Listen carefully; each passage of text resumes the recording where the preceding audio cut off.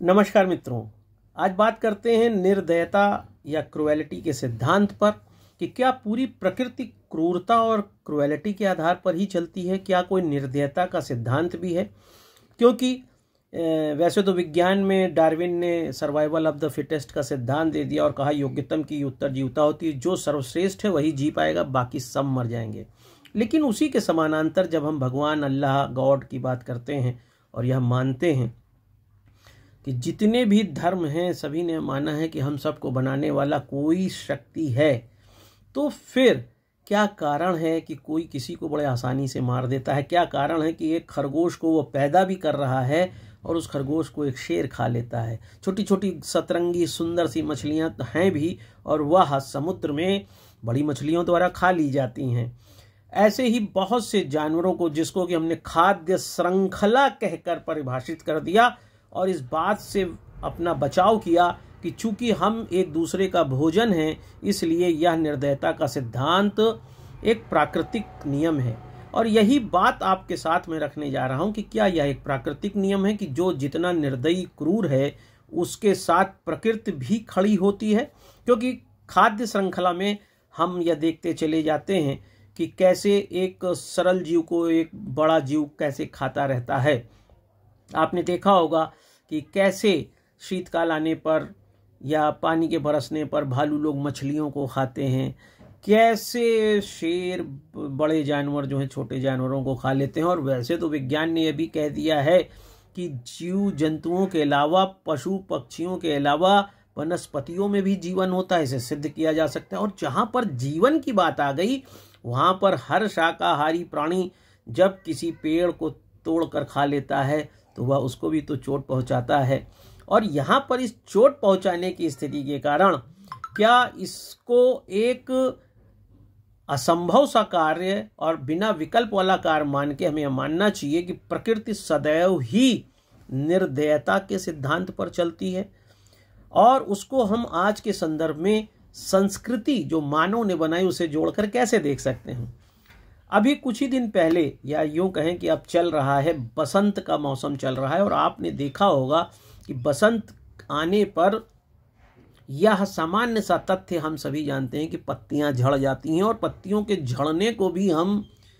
पतझड़ कहते हैं और उसके बाद नई पत्तियों को आने को ही बसंत ऋतु कहते हैं। जहां भारत में आपने ध्यान से अगर देखा होगा तो यहाँ पर हरी पत्तियां सूख कर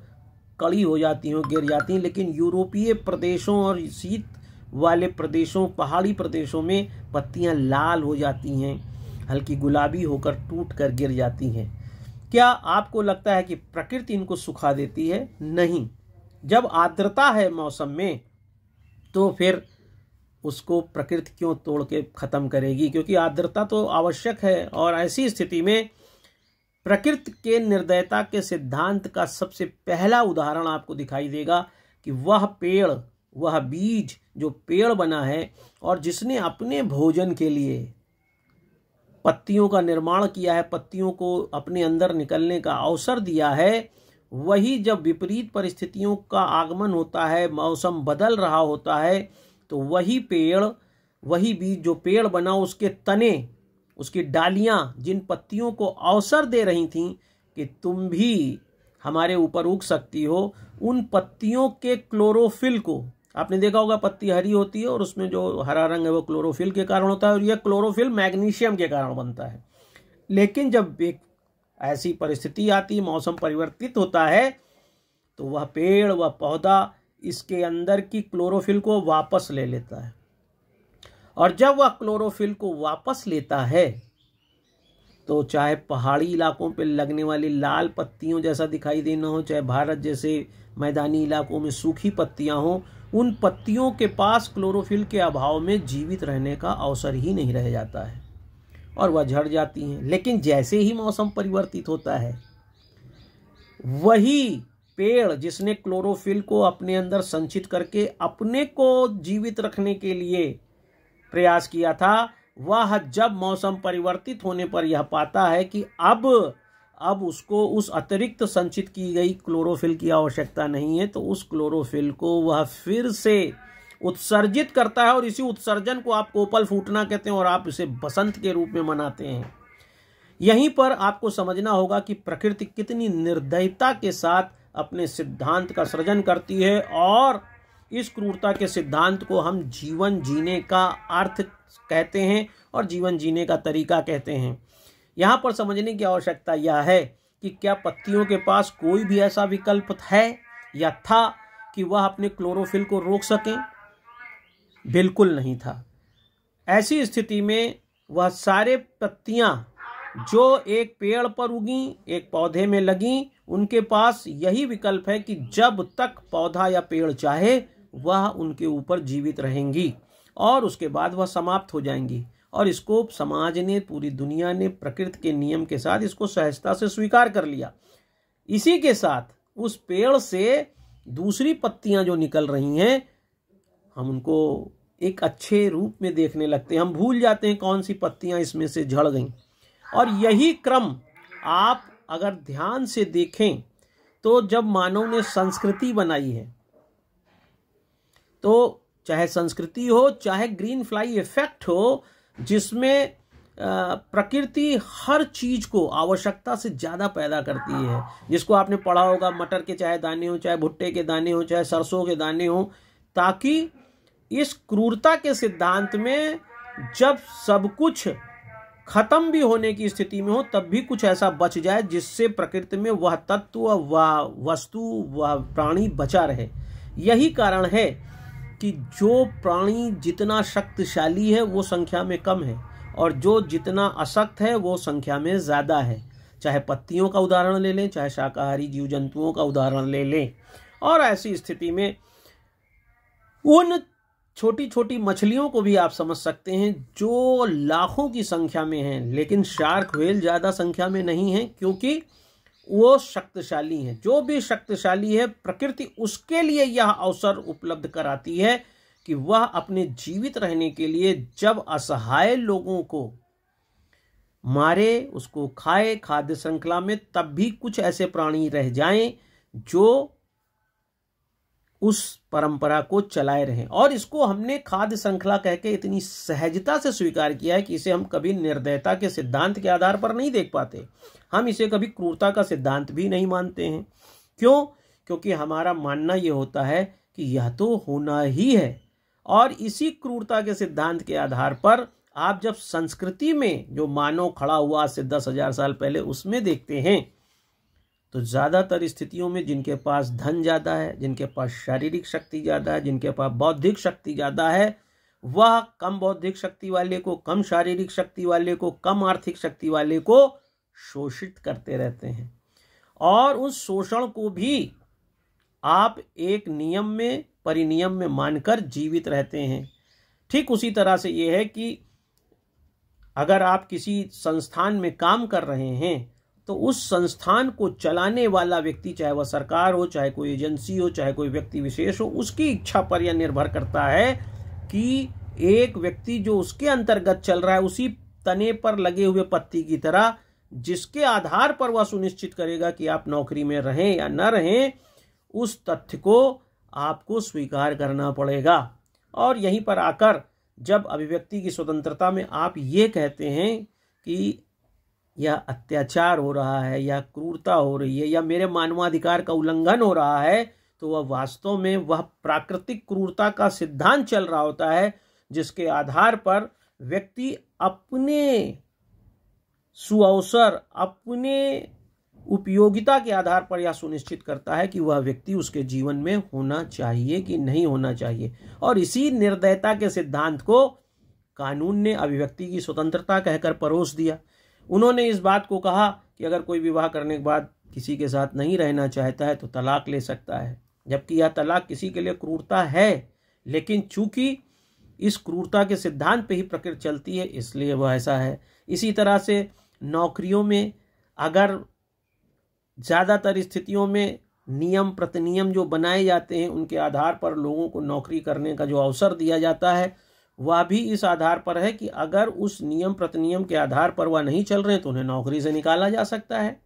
इस बात की कोई आवश्यकता नहीं है कि जिसे निकाला जा रहा है उसका जीवन कहाँ जाएगा, उसका परिवार कहाँ जाएगा। यह बात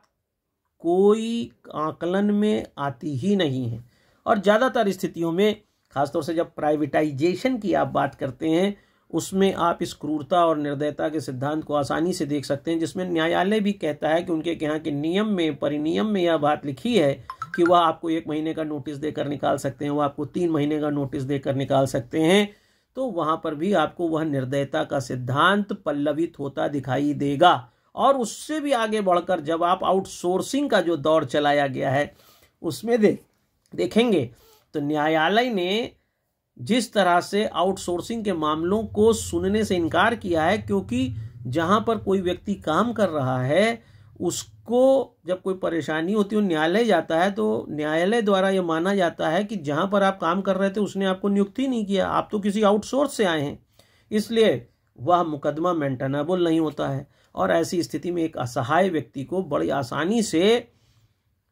नौकरी से बाहर कर दिया जाता है और उसका कोई क्लेम भी नहीं होता है। इसी तरह से आप देखते होंगे संविदा कर्मियों की नियुक्ति हो रही है। क्यों? क्योंकि इस आधार पर सरकार को पेंशन देने से बच सकती है, उसको दूसरी सुविधाएं देने से बच सकती है। जिस तरह से सरकार द्वारा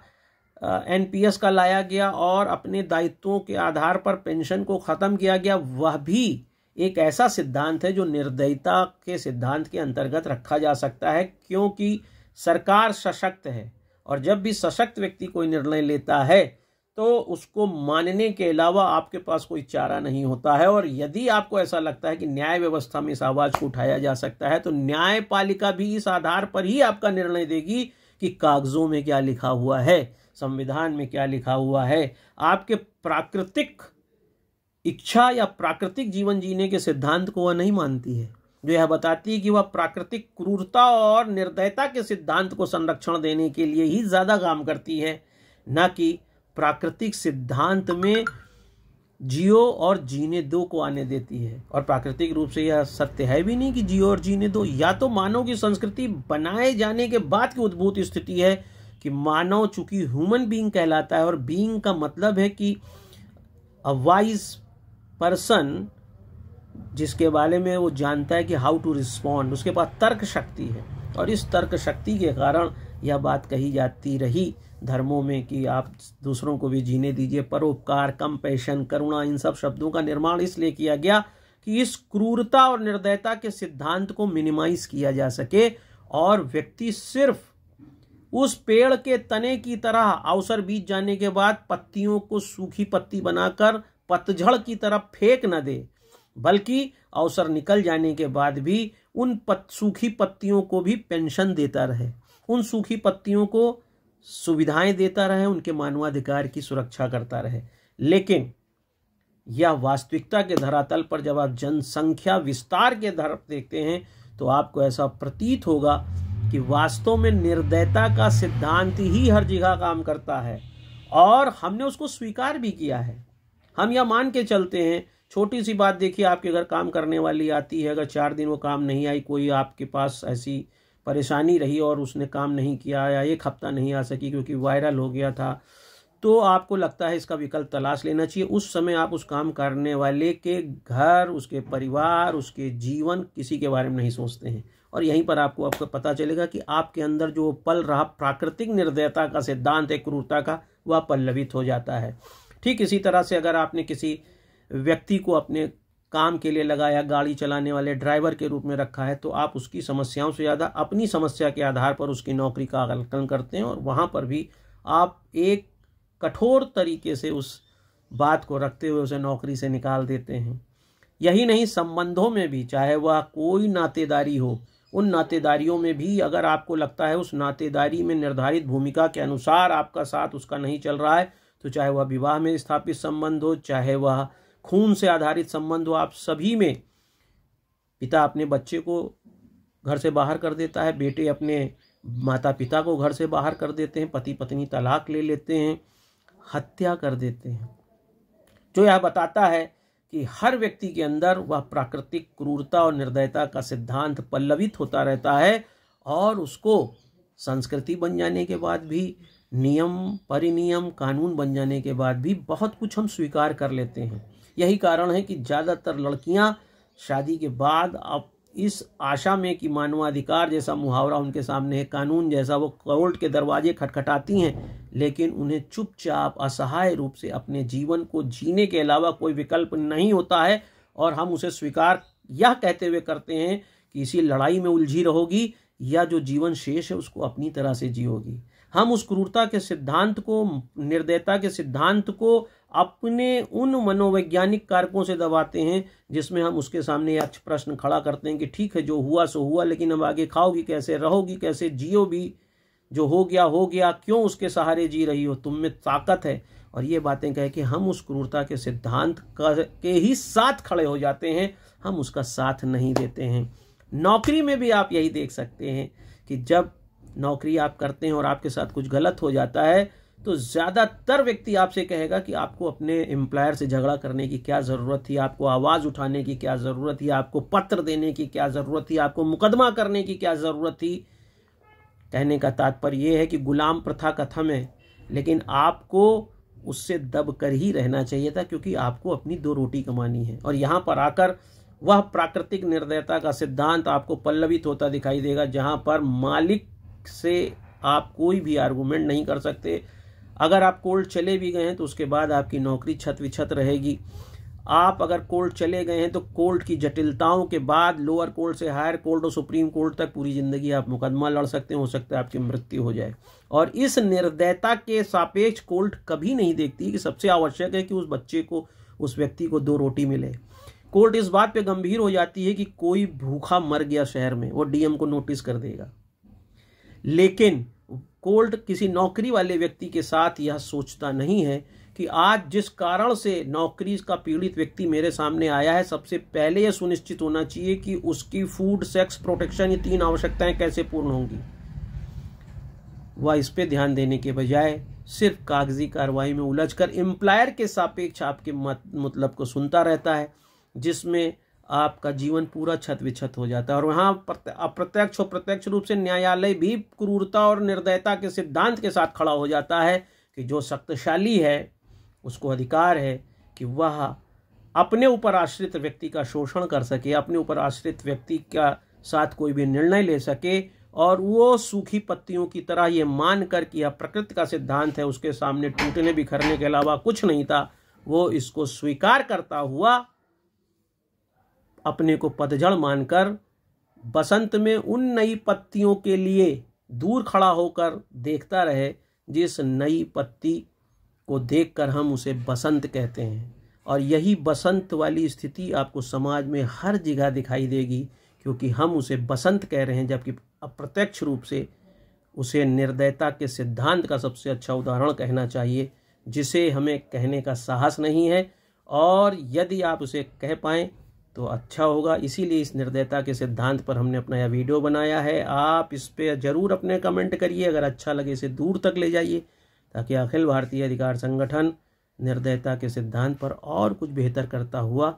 मैं आलोक चंटिया फिर आपके साथ हूँ। नमस्कार।